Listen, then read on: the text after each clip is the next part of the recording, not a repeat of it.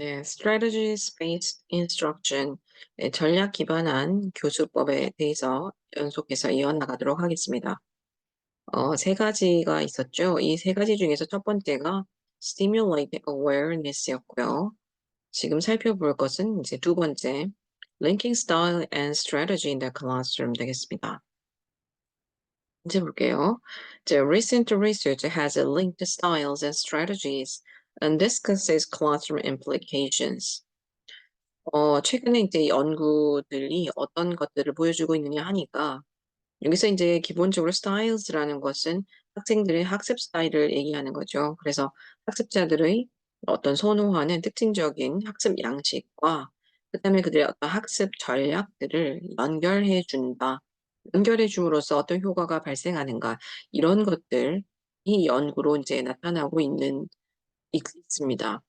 그리고 discusses classroom implications니까 다시 말해서 학습자의 어떤 이러한 learning styles 하고 그 learning styles에 맞게 어떤 전략을 활용하는지 이것을 개별적인 어떤 방과 후 학습이나 개별적 학습 이런 것에도 해당이 될 수 있겠지만 이러한 전략들과 학습 스타일을 연결해서 교실 현장의 수업에서 어떻게 우리가 긍정적인 효과를 이끌어낼 수 있을 것인가에 관한 그런 연구들도 있다는 얘기죠. 즉, taking into account the students' styles and engaging classroom techniques. 학생들의 어떤 학습 스타일하고 그다음에 이것을 반영하는 어떤 교실 학습의 어떤 접근법, 방법, 액티비티 이런 것들을 고려해서 수업을 전개하는 것이 일종의 전략에 기반한 교수법이 되겠습니다. 여기 지금 관련된 연구자들 이름이 좀 나오죠. 예, 여기서 유명한 분들, 브라운, 이 책 쓴 사람이죠. 네, 브라운하고 뉴넌, 옥스퍼드 이런 분들 유명하신 분들이고, 그 다음에 퍼피라라는 사람이 있는데요. 이분이 2014년도에 이제 이 SBI에 대해서 특히 이 스타일과 스트래티지를 어떻게 교실에서 연결할 것인가에 관해서 언급하고 있습니다. A further dimension to strategic training, considering various stages of processing that students go through. 학생들이 경험하게 되는 어떤 일련의 다양한 stages of processing이니까 처리 과정인데 이 처리 과정이라는 건 쉽게 말하면 인지적 처리 과정을 얘기합니다. 이런 것을 고려해서 수업 전략을 짜는 것, 이런 것에 대한 훈련이 필요하다. 특히 교사들이 학생들의 인지적인 처리 과정을 생각해서 수업을 전개시킬 필요가 있다는 얘기예요.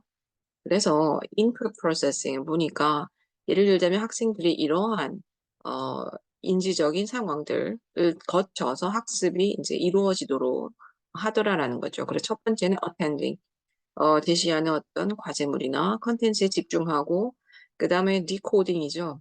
이제 해독하는 거죠. 해석하는 거. 그것이 어떠한 의미를 가지고 있는지 해석하고 그 다음에 거기서 내가 중요한 부분을 알아채고 내가 학습해야 될 거, 그 다음에 주목해야 될 거 이런 것들을 선별하고 그 다음에 clarifying 조금 더 이제 명확화시키고 좀 더 구체화시키고 이러한 절차들을 따라서 학습의 과정이 일어나더라. 자, 밑도 보겠습니다. Compensating for styles that may be working against the learners. 학생들에게 일어날 수 있는 어떤 그러한 학습 전략들, 그러니까 적용했을 때 조금 좋은 전략들. 다시 말하면 학생들이 가지고 있는 학습 스타일에 대해서 우리가 어떠한 전략들을 사용해서 조금 더 그 학생들의 어떤 학습 스타일을 보충해 줄 수 있느냐, 보완해 줄 수 있느냐, 이런 것들인데, 첫 번째는 to lower inhibitions. 두 번째는 to encourage risk taking. 세 번째는 to build students' self-confidence 이렇습니다. 첫 번째는 이제 inhibition을 낮춰주는 거니까 아무래도 학습자들이 이제 중고등학생들, 혹은 초등학생들이라고 생각한다면, 학습 자체에 대해서 조금 편안함을 느끼고, 학습에, 좀 몰입할 수 있게끔 이렇게 분위기를 조성하는 이런 전략들이 필요한 거죠. 그래서, 이러한 방해물을 낮춘다는 건 어떻게 보면 마음의 장벽을 이제 effective한 것들을 조금 내려놓는 것에 또 해당이 되겠습니다. guessing games를 하거나 communication games 간단하게 활용할 수 있을 것이고, 그다음에 role plays, skits and songs 이런 것들. 뭐 조금 이렇게 책만 보는 활동이 아니니까 액션이 좀 들어가죠. 이런 것들도 조금 학생들이 조금 흥미를 가지고 즐겁게 자기 어떤 학습 성향에 맞춰서 이제 활동에 참여할 수 있는 이런 여지를 주는 것이고 마찬가지로 그룹이나 페어워크 이런 것들 그다음에 유머를 사용하고 fun, laughter, enjoyment 이런 요소들을 수업에 가미한다든지 그다음에 students share their fears in small groups 조별 활동을 하게 되면은 여기 세 번째 거랑 조금 비슷한데요. 아무래도 자신이 갖고 있는 학습에 대한 어떤 부담감들을 조금 나누게 되는 거죠. 혼자서 뭔가 문제를 다 해결해야 될 때 맞닥뜨리게 되는 어떤 부담감, 이제 이런 것들을 낮추어서 이제 책임감이라는 것도 이제 공동 과제를 수행하기 때문에 결과적으로 이제 책임감도 조금 서로서로 이렇게 배분을 하고 이런 과정이 이제 스몰 그룹 워크를 통해서 일어나는 거죠. 그런 의미에서 이런 다양한 활동들이 학생들에게 인지적, 그다음에 좀 심리적인 이런 부분들의 장벽을 조금 낮춰주는 그런 팁이 되겠습니다. 두 번째로 to encourage risk taking 되겠네요. 그러니까 이번에는 이제 위험을 무릅쓰도록 격려한다. 한 발 더 나아가는 거죠. 여기서는 이제 조금 즐거움을 찾고 마음이 좀 편안하고 재미있게 하는 어떤 그런 수업의 전략이라면 이것은 이제 그 다음 단계로 조금 더 도전적으로 뭔가 할 수 있게 격려하는 거죠. praise students for making sincere efforts to try out language. 그러니까 학생이 어떤 언어를 사용하는 것에 대해서 굉장히 잘했다. 어떤 부분 참 괜찮았다. 이렇게 우리가 그 노력에 대해서 학습자의 어떤 노력에 대해서 언어를 시도한 노력에 대해서는 좀 충분히 코멘트를 주면서 칭찬해 줄 필요가 있습니다. 피드백을 적절하게 주는 거죠. 두 번째로 use fluency exercises where errors are not corrected at the time. 학습자가 발화를 하거나 혹은 뭐 라이팅을 했을 때 교사 입장에서 실수가 발견되면 이제 딱 고쳐주고 싶잖아요. 그러나 그렇게 하지 말고 플루언스에 조금 더 초점을 둔 활동으로 전개를 해 나가면 학생의 부담이 조금 더 줄어들 것이다. 그러니까 정확도, 문법이 틀릴까 봐 뭐 이런 것에 신경 쓰기보다는 일단 내가 뭔가 적극적으로 의사를 표현하고 생각을 표현하고 액티브하게 뭔가 플로우 되고 있다. 내 활동이 뭔가 진전을 보이고 있다. 나도 참여하고 있구나. 내가 뭔가를 만들어내고 있구나. 이런 것들에 대한 긍정적인 이제 신호를 받을 수 있게 하는 거죠. 그다음에 extra class collaborative projects인데요. 교실 바깥에서 할 수 있는 협동학습 과제 같은 거, 이제 이런 것도 하나의 도전적인 학습 전략이 되겠습니다. 물론 이것이 이제 일상적으로 계속 주어질 수 있는 건 아니고요. 학습에 대한 부담이 오히려 커질 수 있죠, 그죠? 바쁜 어떤 일과 중에서. 그래서 이제 뭐 가끔씩 이렇게 뭐 필요한 경우에 챕터의 내용과 이제 관련 있게 조금씩 활용할 수 있는 그런 부분이 되겠습니다. 세 번째, to build the student's self-confidence. 그다음에 이제 굉장히 중요한 전략이죠. 어떤 스타일을 가지고 있는 학습자든지 간에 자신감을 막 많이 가지고 있는 학생은 드물죠. 뭐 하물며 뭐 전교 1등을 하건 영어에서 1등급을 받는 학생들이라고 해도 셀프 컨피던스 문제는 다릅니다. 이것이 꼭 우리가 점수가 높은 학생이 뭐 최고로 높다라고 참 말하기는 좀 어렵거든요. 자, 그래서 어떤 전략을 사용할 수 있느냐? Tell and show students that you believe in them. 그러니까 학생들한테 이제 이렇게 격려해 주는 말을 하는 거죠. 너 잘할 수 있을 거야. 잘할 수 있을 거라고 믿어. 이런 말들을 명시적으로 해 주는 거죠. 마음속으로 이렇게 혼자 교사가 생각하는 것보다 말로써 해줄 때 즉각적으로 그 학생이 인지하고 또 실제로 내가 교사가 이렇게 그냥 뭐 의례적으로 칭찬을 하거나 이렇게 흘려서 말한 표현이지만 학생들은 그게 굉장히 평생 혹은 기억이 오랫동안 남고 어떤 전환의 계기가 되는 경우도 종종 있습니다. 그래서 뭐 거라고 믿는다. 이러한 것들을 계속 이제 보여주면서 수시로 격려해 주는 거죠. 이런 전략도 필요하고요. Students make a list of their strengths. 그 학생들한테 직접 이렇게 써보게 하는 것도 필요한 것 같아요. 일종의 이제 메타 인지적인 건데. 내가 뭐 잘하는 것은 어떤 것이다. 특히 영어 수업이니까 말하기, 듣기, 쓰기, 읽기와 관련해서 각 영역에서 내가 특히 잘하는 건 뭐다. 이런 식으로 한번 스스로에 대해서 한번 돌아볼 수 있게 해주는 거. 이거는 이제 앞서 봤었던 self-awareness raising하고도 좀 관련이 있겠죠. 그다음에 students enumerate the goals accomplished 되어 있습니다. 학생들이 이제 enumerate 원래 수를 세다 이런 뜻이죠. 그러니까 나열해 본다라는 건데 자기가 이제 성취한 목적들, 목표들을 한번 적어본다.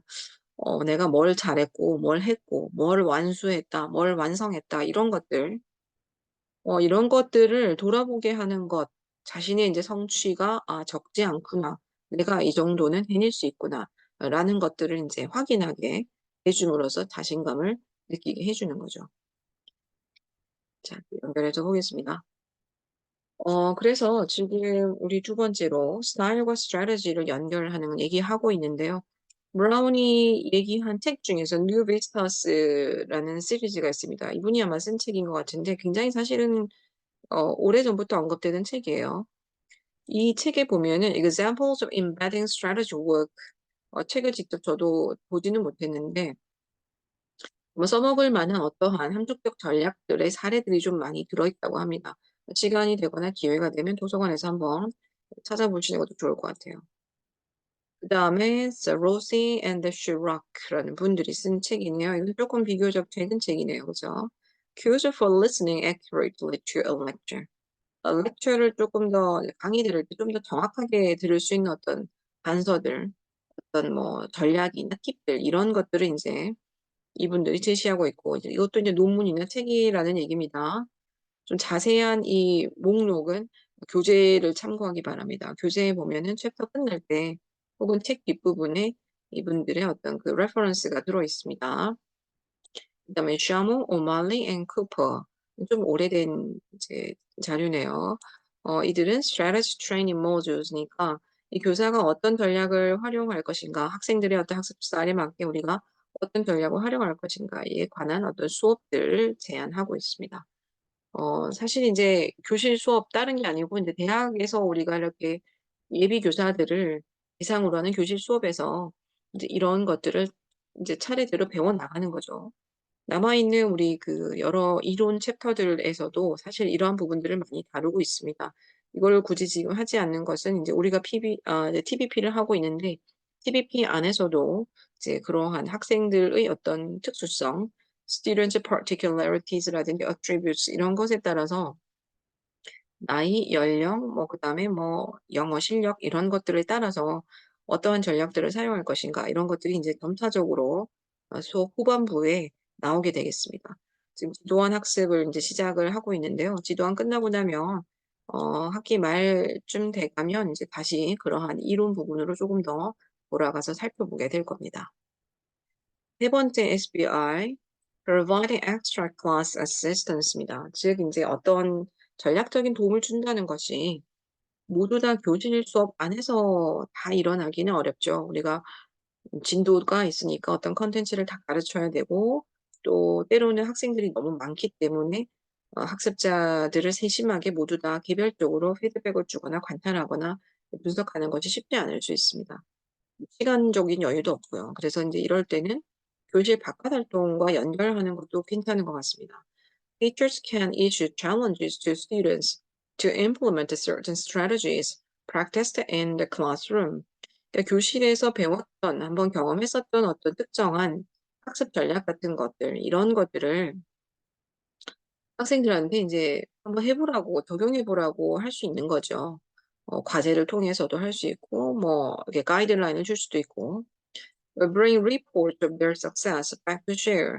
그러면 이제 혼자 학생들이 방과 후에 뭐 저녁이나 혹은 뭐 주말에 학습을 할 때 그러한 전략을 활용해서 학습을 하고 그 성과가 어떠한지를 이제 교실로 돌아와서 reports back 하는 거니까 선생님한테 이제 얘기를 해주는 거죠.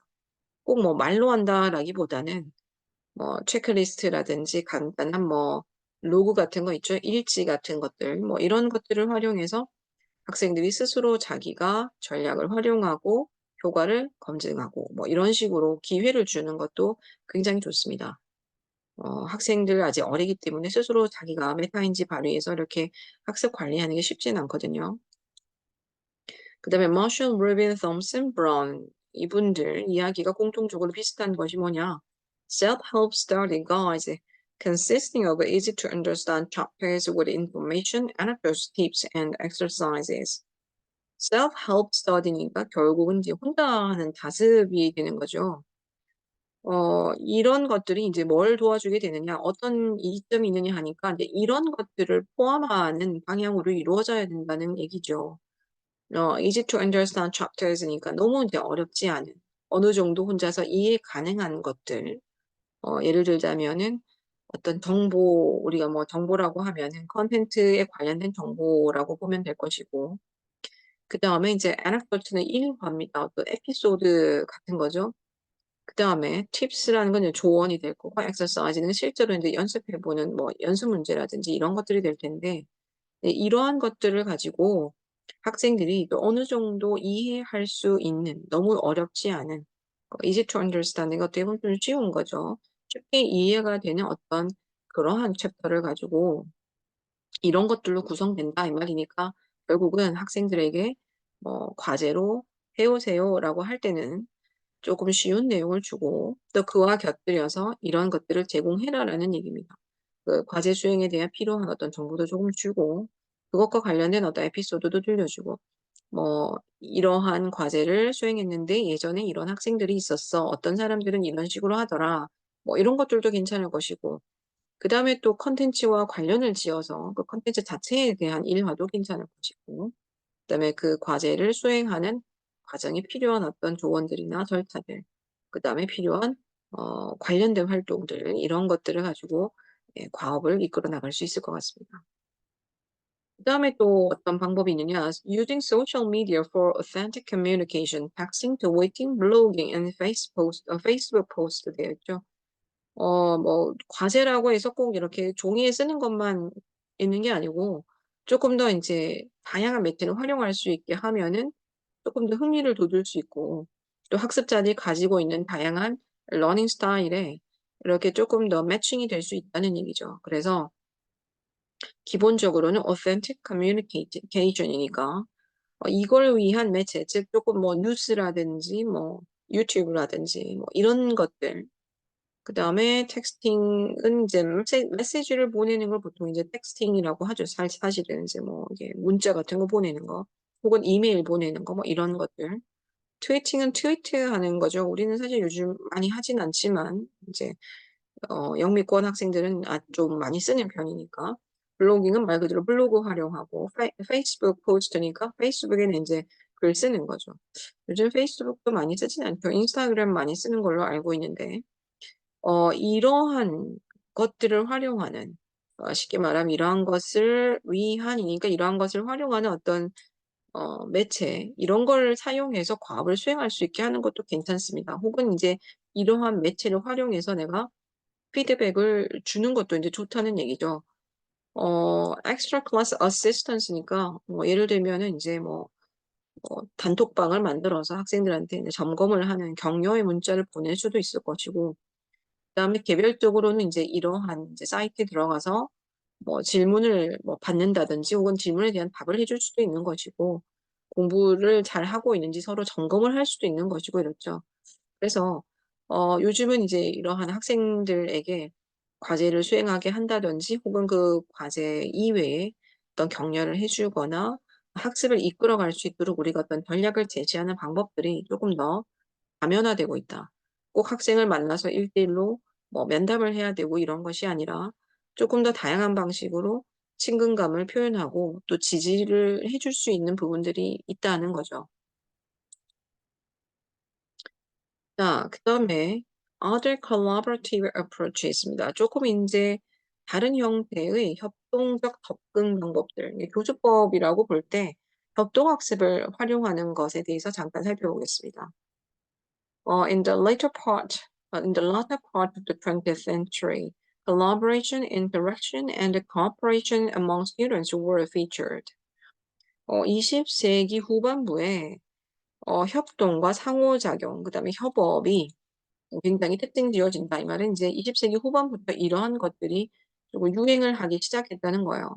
그 이전에는 인제 보통은 혼자서 인제 학습을 하는 거죠. 책을 가지고 강의를 듣고 메모하고. 근데 이제 20 세기 후반부가 되면서 이제 구성주의 학습이라든지 이런 것들에 눈을 뜨게 되는 거죠. 구성주의, 경험주의 이런 것들. 그러면서 학생들이 서로서로 상호작용을 하고 도와주면서 남들한테 조금 배울 것들도 있고 또 나보다 조금 더 능력이 높은 사람과 상호작용함으로써 이 갭을 좁혀 나가는 거죠. 이게 일종의 스캐폴딩 하는 거죠. 그런 방식으로 점차 성장해 나갈 수 있다라는 이제 가설과 이론들이 나오기 시작한 거죠. 그래서 이러한 것들이 이제 영어뿐만 아니라 여러 학습에서 적용되기 시작하는 그런 시기였던 거죠. collaboration하고 사실 cooperation을 별로 구분하지 않는데 이렇게 같이 나열이 돼 있어서 제가 한번 의미적인 차이를 조금 찾아봤습니다. 그랬더니 collaboration은 보통 기본 뜻이 공동의 일이고 그다음에 이타적인 협업이라고 나와 있어요. 이타적인 협업이니까 하나의 과제를 같이 수행을 하면서 너도 잘 되고 나도 잘 돼야 된다. 내가 너를 위해서도 이렇게 이제 몰입을 해서 이 헌신을 해서 일을 열심히 할 것이다. 이러한 이제 개념이 기본적으로 들어있는 거죠. 그러면 이제 이럴 때는 그 일에 대한 경계가 분명하진 않을 수 있죠. 그죠? 하나의 우리가 프로젝트를 한다고 할 때, 콜라보레이션 할 때는 굉장히 이제 믹스가 잘 되어 있는 거죠. 반면에 이제 cooperation은 필요에 의해서 분업을 하는 쪽이 조금 더 가깝다고 되어 있습니다. 그러면 이제 프로젝트를 같이 한다면 뭐 4명이서 한다. 그러면 A, B, C, D가 각자 하는 역할을 분명하게 나누어서 각자가 각자에 맡은 것에 성실한 거죠. 그래서 이제 합쳤을 때 이게 합이 결과물이 결국 이제 우리가 원하는 바가 나와야 된다. 뭐 이런 이제 방향성입니다. 조금 다릅니다. 그래서 collaboration은 조금 더 겹쳐지는 일을 할 수도 있고 같이 의논해서 조금 더 할 수도 있고 공동이 우리가 다 같이 잘 돼야 된다. 이런 목적 의식에 의해서 이제 같은 일을 나누어서 하기도 하고 이제 겹쳐서 하기도 하고 뭐 같이 머리를 맞대고 한다면 코퍼레이션은 조금 더 분담해서 일을 쪼개서 나누고 그 경계를 나눈 것을 이제 자기가 책임지고 맡는 이런 쪽에 조금 더 가깝다는 거죠. collaborative approaches에서 지금 나오는 게 어떤 것이냐니까 대표적인 게 이제 cooperative learning 제일 많이 쓰는 거죠. 그다음에 여기 whole language education 개념 조금 나와 있고요. 봅시다. 네. 여기 인제 interactive language teaching의 특징 요렇게 나와 있네요. 다시 올라올게요. 자, 그럼 보통 우리가 협동학습이라고 할 때는 cooperative learning이라고 이 용어를 보통 쓰긴 합니다. 그러나 실제로 인제 학습 과정에 들어갔을 때는 그 collaboration이 일어나긴 합니다. 그래서 완전히 쪼개긴 좀 어렵습니다. 개념적으로 약간의 차이는 있지만. 자, cooperative learning 볼게요. incorporation of learner-centered instruction. 학습자 중심의 교수법을 이제 포함하는 것이다. students work in pairs and groups. 이제 보통은 짝 활동이나 그룹 활동을 하겠죠. 협동을 해야 되니까. 그다음에 또 무엇에 관한 거냐 하니까 share information, 이렇게 정보를 교환하죠. 이제 협동학습하면서 같은 이제 목표를 향해 가면서 가지고 있는 자신의 지식과 정보를 교환합니다. 그리고 coming to each other's aid니까 서로서로 또 도움을 주게 될 거고 그런 과정에서 팀 플레이가 필요하겠죠. 서로 인제 협의가 잘 되고 협상이 잘 되고 박자가 잘 맞아야 될 겁니다. 프로세싱의 어떤 속도라든지 어떤 만족도라든지 뭐 이런 것들이 비슷해야 될 거고. 그다음에 heightening of self-efficacy and identity. 이러한 과정이 또 어떤 걸 높여주느냐 하니까 협동학습을 함으로써 자아 효능감 혹은 정체성 이런 것들이 조금 더 함양된다. '내가 뭔가 할 수 있구나.' 혼자서 할 때 막막했는데 같이 이렇게 의논하다 보면은 자신의 하고 있는 일, 내가 해야 될 일이 조금 더 분명해지기도 하죠. 또 자신의 역할이 인제 좀 드러나다 보면은 정체성도 드러나게 될 것이고. 그다음에 또 굉장히 특징적인 것이 바로 이거죠. 아까 앞서도 한번 얘기 드렸지만은 anxiety 레벨이 낮아지는 거죠. 혼자서 다 책임지는 것과 책임을 나누어서 지는 것들은 굉장히 일단 다릅니다. 뭐 의미상 마음의 인제 짐이 좀 내려가는 거죠. 인지적으로도 그렇고 이제 감정적으로도 그렇고. 그다음에 협동학습을 통해서 또 nurturing relationships니까 관계를 쪼끔 함양할 수도 있습니다. 평소에 인제 그 교우 관계가 별로 없는 학생들이 있거든요. 뭐가 잘못됐다고 말을 하기는 어려운데 대부분 인제 학교는 단체 생활이다 보니까 어느 정도 이게 어울리면서 소통하는 학생들이 아무래도 적응을 하고 생존하기가 유리하겠죠. 그런 면에서는 쪼끔 내성적인 학생들도 이렇게 이제 그룹 활동을 하면서 필요에 의해서 커뮤니케이션을 하다 보면 조금 소통이 늘어납니다. 그럼 평소에도 조금 관계가 좀 편해지고 또 과제 수행을 위해서 수업 외 시간에 또 이제 컨택을 하거나 의논을 해야 되는 일들이 이제 있기 때문에 학생들 사이의 소통의 과정은 교사가 보는 것보다 조금 더 연장되고 확장될 수 있습니다. 그런 면에서 이것도 굉장히 큰 얻을 수 있는 포인트라고 할 수 있어요. 두 번째, challenges of cooperative learning 볼게요. 그러면 이 협동학습이 마냥 좋기만 하냐? 혹은 뭐 쉬우냐, 운영하기 꼭 그렇지는 않습니다. 실제로 이거 운영해 보면 초반에 굉장히 좀 당혹스러울 거예요. 학생들이 내 예상과 좀 맞게 꼭 움직이는 건 아니기 때문에. How to account for individual learning styles. 이거 고민되죠. 학생들 각각이 가지고 있는 어떤 학습에 대한 개성이 있잖아요. 이런 것들을 어떻게 반영할 것인가. 조별 학습을 할 때 이렇게 좀 혼자 하고 싶어 하는 학생들 사실 있어요. 그 학생들을 협동학습에 집어넣었을 때 사실 좀 불만이 생길 수 있어요. 이 부분이 이제 제일 어려운 부분이지, 어떻게 보면. personality differences도 이제 조금 비슷한 맥락이에요. 사교성이 좋은 친구들은 굉장히 이 협동학습에서 두려움 없이 그냥 뭐 이렇게 부담감 없이 소통을 잘 합니다. 근데 이제 의사 표현이 힘든 사람도 있죠. 그런 사람들 같은 경우는 이 협동학습을 또 좀 불편해할 수 있기 때문에 이런 것들이 좀 이제 걸림돌이 될 수 있고, possible over-reliance on the first language. 그다음에 이제 TBLT 같은 것들, PBL 같은 것도 이상적인 거는 학생들이 과업 활동을 하는 과정에서 영어를 쓰는 거죠. 그럼 영어 실력을 늘리면서 과업을 통해서 인지적인 어떤 것들, 그다음에 정보를 늘리고 컨텐츠도 배우고 이렇게 되는데, 실제로는 이제 한국 아이들 조별 학습 시키면은 한국말로 소통할 가능성이 높겠죠. 그래서 이런 문제가 있긴 합니다. 그렇게 해도 상관이 없다라고 할 때는 이제 그 부분은 내려놓고 나머지 부분에 이제 포커스를 두고 활동을 이끌어 가야겠죠. 그다음에 caution of application in cultures with strong power distance norms. power distance라는 거는 이제 권력 관계를 말하는 건데, 대표적으로 이제 우리나라처럼 뭐 교사와 학생 간의 어떤 거리감, 교사의 권위에 의해서 교사와 학생들 간의 기본적인 거리 관계가 있는 경우, 이제 아무래도 이제 동양이나 우리 같이 이제 유교 사회에서 이런 것들이 좀 더 심하겠죠. 이런 문화에서 조별 학습을 어떻게 적용할 것인가에 관해서 좀 조심스러움이 있어요. 즉, 학생들끼리 뭘 해라고 할 때, 학생들이 갈피를 못 잡고 당황할 수 있다. 왜냐, 평소에 이제 선생님한테 지식을 얻고 질문도 하고 이런 것들이 이제 일반적인 학습법이었는데, 학생들끼리 알아서 의논을 하고, 서로서로 질문을 하고, 또 서로 이제 같이 뭔가 찾아보고 이런 것이, 교사와 같은 더 권위자가 빠져버리니까, 거기서 오는 약간 중심, 뭐 상실감 이런 것들이 조금 있을 수 있어요. 그다음에 이제 조를 짰을 때 이런 것도 있죠. 조별 안에서 학생들이 뭐 장을 시켰다. 그럼 나머지는 그냥 그냥 그룹 멤버라고 했을 때 이 조장이 가지고 있는 파워가 어느 정도냐. 뭐 이런 것들. 그다음에 기본적으로는 cooperative learning도 이제 democratic한 culture를 토대로 이제 나오는 학습이에요, 실제로는. 그래서 우리가 뭐 돌을 땄다고 해서 기본적으로 조장에게 무슨 전권을 주고 그 학생이 모든 걸 좌지우지하게 하는 것은 좋진 않다고 봅니다. 그래서 그러한 것을 밸런스를 좀 맞추는 거. 조장을 만들지 않아도 괜찮거든요. 그래서 그런 것들에 대해서 우리가 너무 우리 문화에 맞게 이거를 어떤 수직 관계의 어떤 형태를 만들어서 이 조를 끌고 가려고 하지 마시고 학생들 사이에 평등한 이런 밸런스 유지하면서 민주적인 어떤 그러한 학습 분위기 속에서 과업을 달성해 나갈 수 있도록.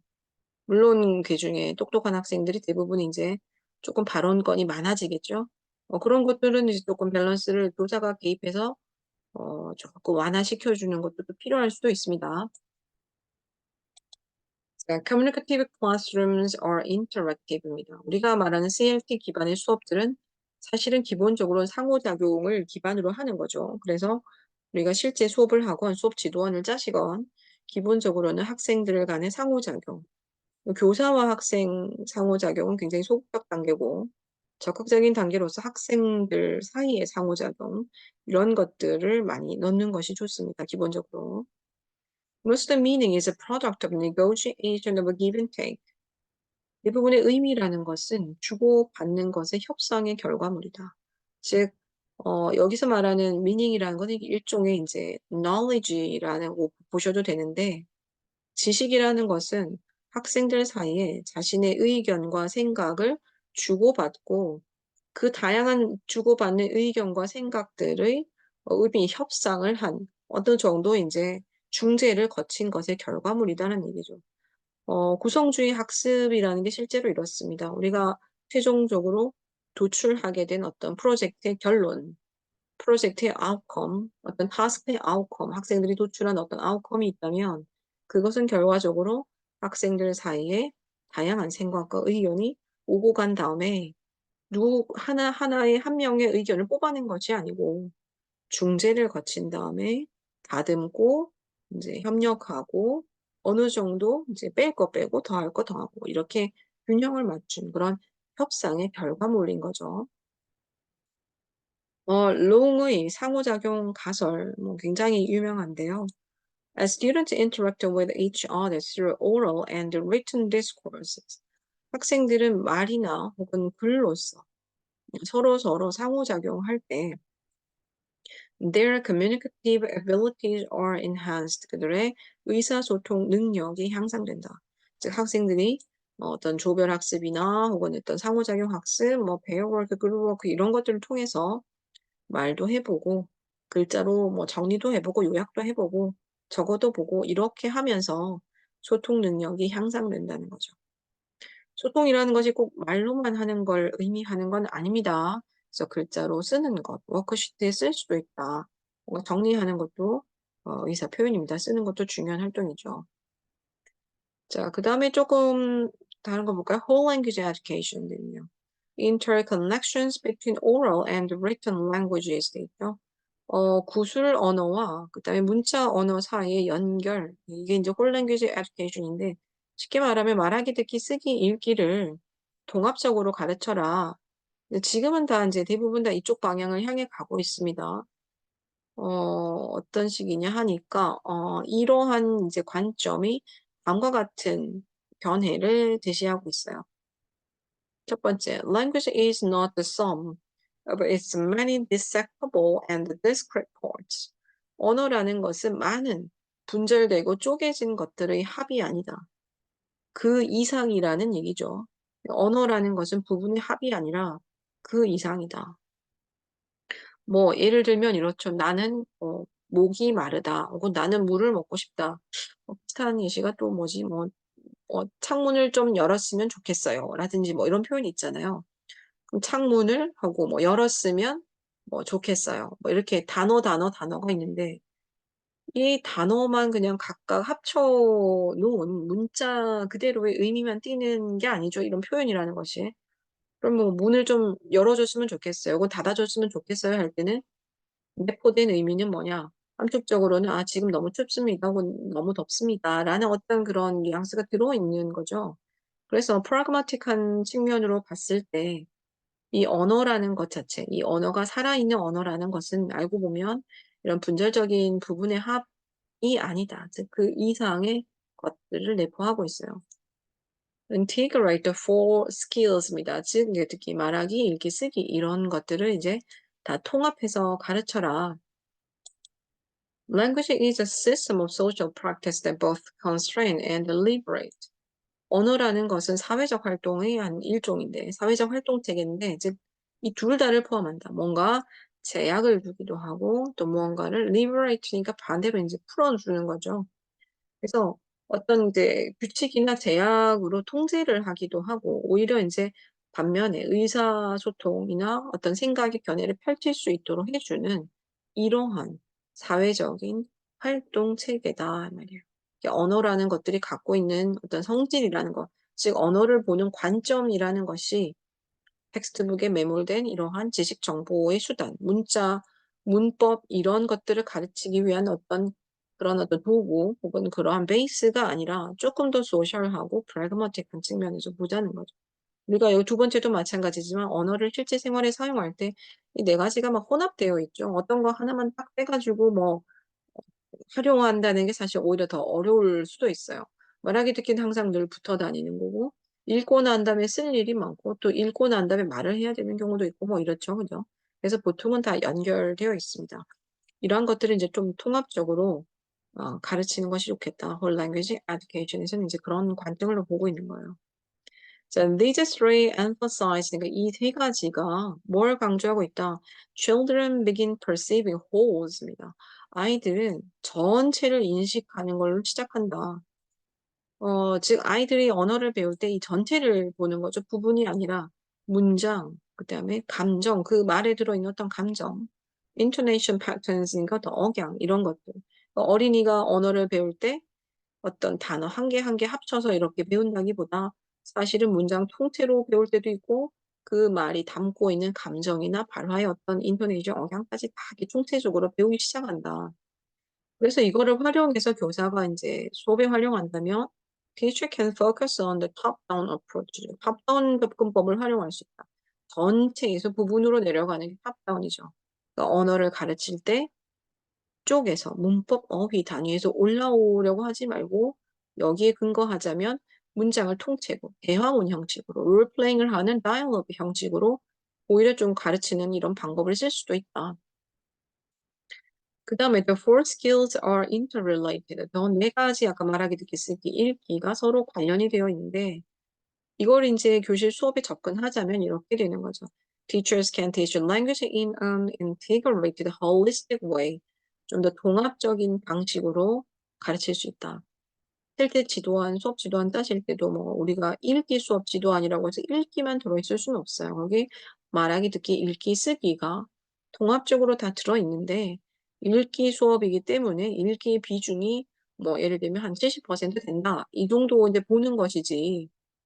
나머지 것들을 배제하고 뭐 하나만 가지고 짤 수는 없어요. 그렇게 따는 것이 또 그렇게 아주 바람직하지 않고 현실 세계에서 우리가 혼합된 활동을 한다고 생각한다면 이렇게 수업을 설계하는 것이 맞다.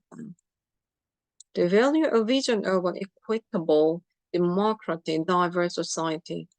여기서 제시한 이제 whole language education의 관점이라는 것은 뭐냐? 어떤 평등하고 민주적이고 다양한 사회에 대한 어떤 비전을 가치 있게 여긴다. 학습자 다양성, 그 다음에 어떤 학생들이 갖고 있는 그 어떤 개별의 몫에 대한 평등한 가치를 두는 거죠. 개개인의 학생들이 갖고 있는 발화, 이런 것들에 다 똑같이 가치를 두는, 이 관점은 이제 내포된 것이 language learning as a social practice. 이런 관점에 이제 기반을 두고 있다, 이 말이고, 수업에 적용을 하자니까 teacher need to empower students to seize their agency. 교사는 학생들한테 자신의 주체성을 붙잡을 수 있도록 인파워니까 힘을 실어줄 필요가 있다 이런 얘기죠. 학생들이 주체성을 가지고 주도적으로 자기가 어떤 이렇게 역할을 하고 내가 뭐 발화를 한 것이 무의미한 것이 아니고 나도 어떤 가치 있는 발화를 협동학습의 어떤 형태 속에서 할 수 있고 이런 것들 그러니까 실수해도 괜찮고 공부를 못하는 학생이나 잘하는 학생이나 똑같이 의견을 개진해도 되고 참여할 수 있다라는 것 이런 것들을 조금 우리가 수업 과정에서 심어주는 것도 필요하다 이렇게 보시면 될 것 같습니다. 그래서 언어라는 것이 제약을 하기도 하지만 많은 학생들이 자신의 생각, 그러니까 학습자 수준을 넘어서서 자신의 생각이나 견해나 지식을 펼칠 수 있는 이러한 도구로 작용하도록 우리가 수업을 설계해야 되지 않나 이런 얘기입니다. 자, 그 다음에요. 여기 지금 요약된 거까지 한번 보고 여기도 또 한번 나눠야겠습니다. Characteristics of interactive language teaching. 그러면 이제 상호작용적인 언어 수업의 특징이 뭐냐 한번 볼게요. Doing a significant amount of pair work and group work. 상호작용이 들어있는 수업이라는 것은 결국 이런 것들이 좀 필요하다는 거죠. 페어 워크도 있고, 그룹 워크도 좀 들어있고, 이런 것들. Receiving all authentic language input in real world context. 실제 세상 맥락 속에서 실제적인 언어를 받아들일 수 있도록, 접할 수 있도록 해준다는 거. 수업을 짤 때 task-based language teaching 우리 배웠지만 authentic한 것들 그런 표현들과 그런 시츄에이션을 넣어서 수업을 살게 해보자. Producing language for genuine, meaningful communication 좀 비슷한 이야기죠. 진실성 있고 진짜 같고 의미 있는 소통을 위한 그런 언어 활동, 그런 언어를 생산하도록 해야겠다. 교과서에만 쓰는 게 아니라 실제로 실제 세상에서 쓸 수 있는 소통을 위한 언어 학습이 돼야겠다. Performing classroom tasks that prepare students for actual language use beyond the classroom 같은 얘기죠. 교실 바깥에서 실제 언어를 학생들이 사용할 수 있게 도와주는 그런 언어 수행이 돼야겠습니다. Practicing oral communication through the give and take and spontaneity of actual conversations. 그래서 학생들이 서로서로 이제 주고받는 이런 이제 구술 소통을 연습하게 해주는 거죠. 그다음에 실제 대화의 어떤 즉시성도 이제 연습하게 하는 거죠. 그래서 뭔가 딱 짜여진 대화만 주고받게 해서 롤플레잉을 뭐 외우고 다이얼로그를 외우고 이런 것뿐만 아니라 좀 더 확장해서 100% 예측할 수 없는 이런 약간 자연스러운 대화, 딱 질문을 받았을 때 즉각적으로 약간 이게 뭐 창의성이라든지 즉시성을 발휘해서 표현해야 되는 이런 대화도 나눌 수 있게 연습할 수 있게 해준다. 그러려면 이 교사가 이제 수업 활동 설계를 잘 해야 되겠죠. Writing to and for real audiences, not contrived ones. 지어낸 게 아니고 실제 대상자를 위해서 글을 쓰는 이런 활동, 쓰기 활동도 포함시키는데, 뭐 예를 들면은 뭐 부모님께 편지 쓰기, 뭐 아니면 나하고 뭐 사이가 안 좋은 친구한테 뭐 사과하는 편지 쓰기, 뭐 아니면은 실제 뭐 영어로 뭐 뉴스를 작성해 보기라든지 뭐 학교 신문에 들어갈 만한 사건을 뭐 이렇게 기사화로 써보기라든지 이게 뭔가 실제로 우리가 활용할 만한 실제 독자가 존재하는 이러한 글쓰기 활동 굉장히 오센틱하겠죠. 이런 것들을 활용하면은 조금 더 인터랙티브한 수업이 될 수 있다는 얘기입니다. 자, 여기까지 한번 자르겠습니다.